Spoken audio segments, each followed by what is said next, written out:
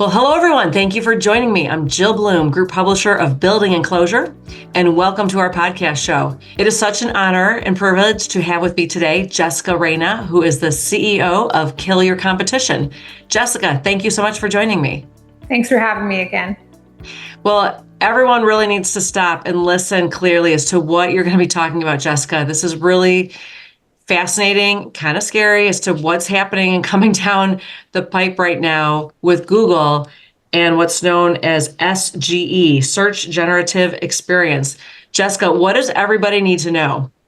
The most important thing you need to know is this was actually announced by Google last year, May, and it is the way and the direction that they're going to continue to move with how people experience search. And what I mean by that is if I'm Googling something, if I'm searching in a map, whatever that looks like, how people are going to experience it. It's been available for anyone, and I mean anyone to test it as long as you're over the age of 18 in the US since May of last year. And it's not a very popular or cool topic among SEO companies, particularly those that are used to selling these rank reports and the residual income that come from it. But I feel it's a very critical and important topic for anyone that has become or is and is hoping to be organic, dependent on their leads. Right. I mean, it's what does it look like? What can we walk through, or either what does it look like now, and can you show everybody what does it look like now, and how is it going to change? So the way that we've seen, I'm going to share my screen in a moment, is we've kind of gotten used to this ladder rung experience. That there's this, kind of when they talk about that rank, where are you on that ladder? Right. And I'm going to share my screen real fast so you can kind of see what it looks like. Now, you may have already seen some of this now, whether you've opted into it or not, or you can go to labs.google.com and you can actually sign up as long as it's not a Google Workspace account. So you have a personal account. This one's my personal account. I signed up as soon as it became available so I could do experiments for my clients. And you said it's free, right? It's free to opt in. It is totally free. There's so many resources from Google that will step-by-step walk you through things that are totally free. They're not the devil. They're a business, but they're not out to get you. So with that being said, I typed in just a real quick search. I live in Tampa Bay. So I just typed in top roofing contractors, Tampa. And it automatically over here, because I've already signed up, gave me this opportunity. But even if you haven't, we are seeing people that have never signed up who are sending us screenshots, sending us pictures where they're already getting an AI generated answer. And that's because it's continuing to roll out. So for example, you probably noticed that your search experience in Maps has changed and Google Assistant has changed because it's already using Gemini. That SG is already part of your day-to-day life now. So this is the way we're used to seeing it, right? Here is the top roofing contractors. This was the first organic one that came up. There's South Shore Roofing Exteriors, who named all these nice companies.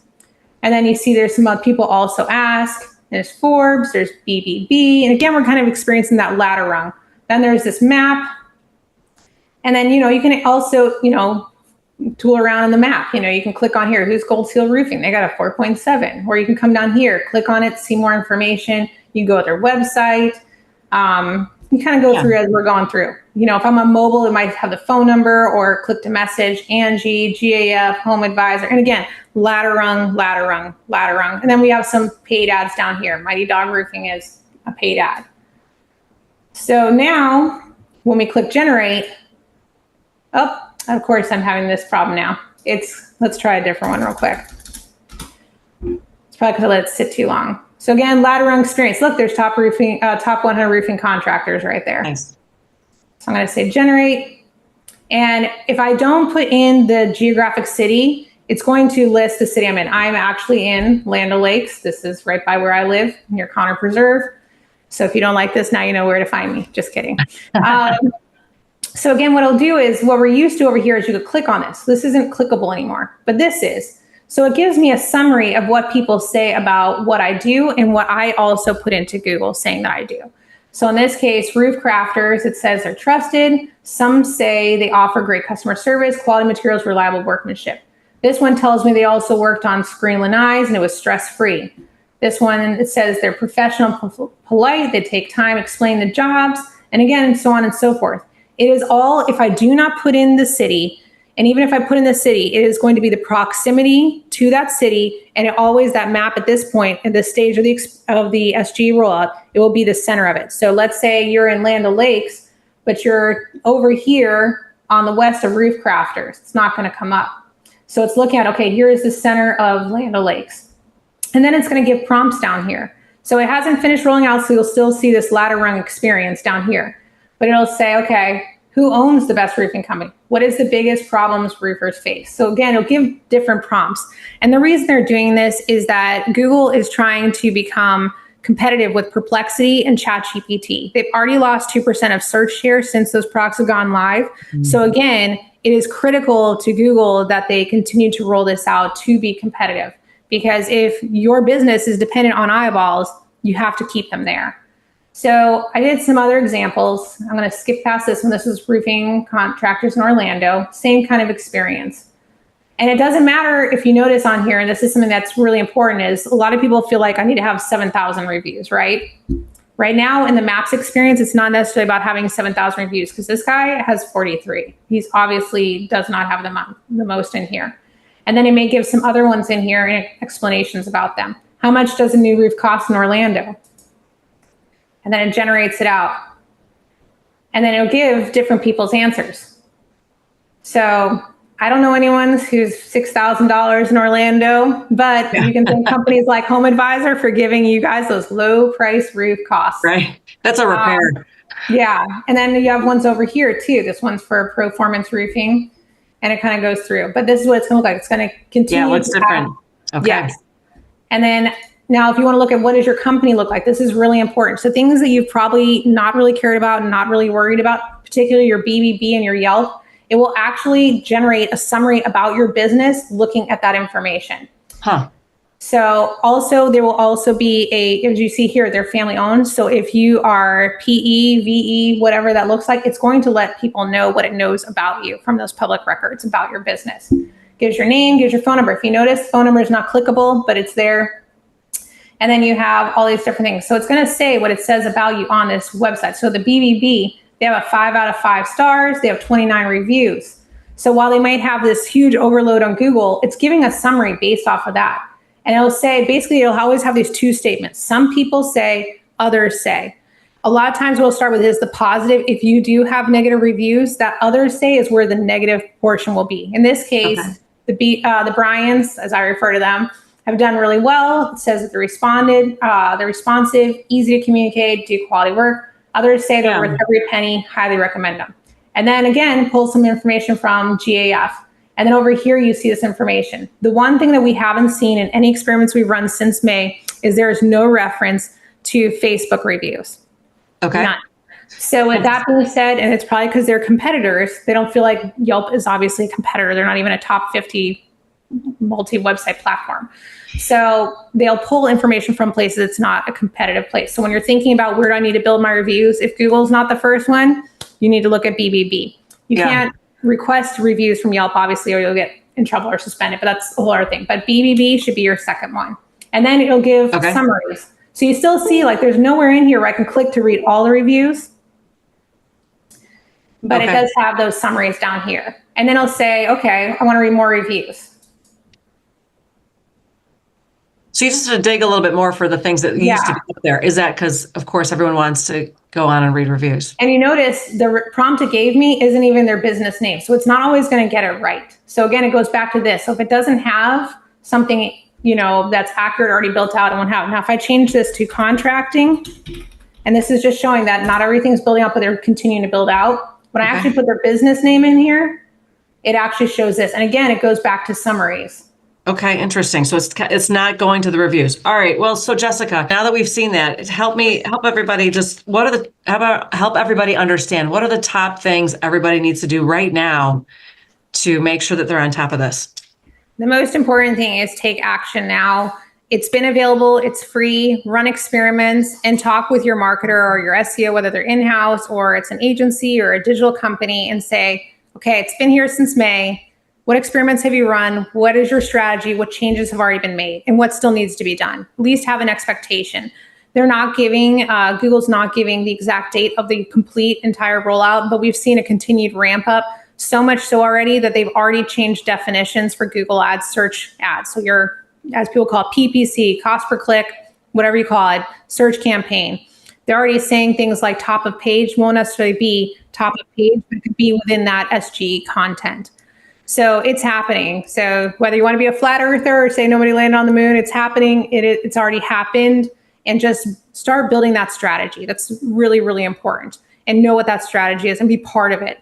The second thing is know what is AI generated on your website. That is critical. The next action that they've been taking as part of this rollout is de-indexing and lessening the exposure of any pages that have AI generated content. And the reason that is it's against their guidelines as far as, and I know it's terrible to say it because they're talking out of one mouth and speaking out, or talking out of both sides of their mouth. They're saying, use Gen AI, use Gen AI. But what they're asking you not to do is don't use it for content on your website. And that's really, really critical because it goes against their guidelines. It's not new. You don't own it. It is watermarked and you have no copyright to it. So it is really, really critical that you use those tools to find out. So if you can't get an answer, or you're not sure, there are free tools out there to scan it. The next thing you want to think about is plan for updates. It's going to continue to update. It's going to continue to roll out. Just like ChatGPT has had updates, Perplexity has had updates. It's going to continue to update. So those updates are going to be much more frequent. And there are places that are within the Google platform, How Search Works and the Keywords blog, which will continue to give you that information. Hey, we're going to do this, or hey, we have done that. So you can stay abreast from it from the source, not from a third party, but from Google itself. Always point back to Google as your source of truth, since they're the ones who are running the ship. The next thing is master other types of campaigns and know what actually works. And the reason I say that is when they do this complete rollout, there will be significantly less search ads, your Google ads, your PPC, your cost per click, however you like to call it, your SEM. There's, it depends how long you've been in this business and how, when you first started, it's basically I would call your choice of word there. But master those other things. There's things that are AI powered campaigns such as Performance Max, but there's also ones called Demand Gen, and one of those might work better than the other. And then the next thing also, when you're thinking about what do those other campaigns look like, do something that sends people directly to your website, either through a click, and it's not necessarily search relevant, because as they lower that inventory, your costs will go up. Because just like anything, when there's less inventory, and I know I don't have to explain that to anybody here on this call, the price goes up.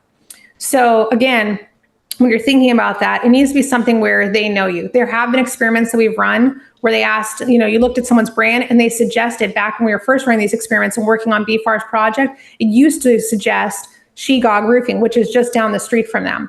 But as we work through this process, we've been able to kind of eliminate those things. So if you have that, and let's say you haven't worked on it, you haven't built that process, and all of a sudden when they read through that and they see that prompt, they're like, whoa, I should check out that other competitor. Click, and you're possibly losing that opportunity. So when you create something, let's say it's podcast ads on SXM, or it's an ad on Hulu, and they know you so well enough, they know all about your value and why they would choose you, they're going to go to your website. BFAR Contracting is a great example, since we used them earlier. That is not an easy URL to remember, right?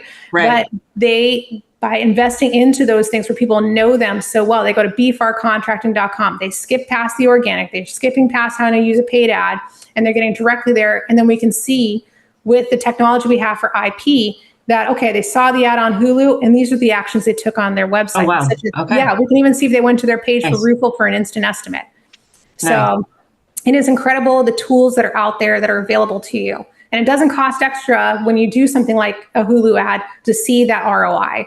And the last thing is just, again, be proactive, get as many people involved as you can, and just make sure you have a plan for the future. It's really, it's happening. Plan. It's happening. It is happening. Yeah, sounds great, Jessica. So yeah, very, very good insight. Okay, number one, take action. But what is the website that people need to go to that you mentioned to me earlier? So they're going to want to go to labs.google. That's it. Okay. All right, we'll put that in the text so everyone knows where to go. Yep, super easy and free. Awesome. And then lastly, if anybody has any questions for you, where do they reach out? They can either reach on our website at clearcompetition.today, or they can find me on LinkedIn, or they can email me at jessica@clearcompetition.today. Fabulous. All right. Thank you so much, Jessica. That's incredible insight that everyone's going to need to dive into quickly. And if anybody has any questions for us, it is roofingcontractor.com, wconline.com, or buildingenclosureonline.com. And while you're there, make sure you sign up for all our free content, especially make sure you sign up for our e-newsletters, follow us on all our social media channels. And that way you can stay up to date in all the great interviews and content we're putting out, just like we are today with Jessica. But most importantly, stay safe and healthy, and we can't wait to talk to you soon. Jessica, thank you so much. Thanks again, Jill.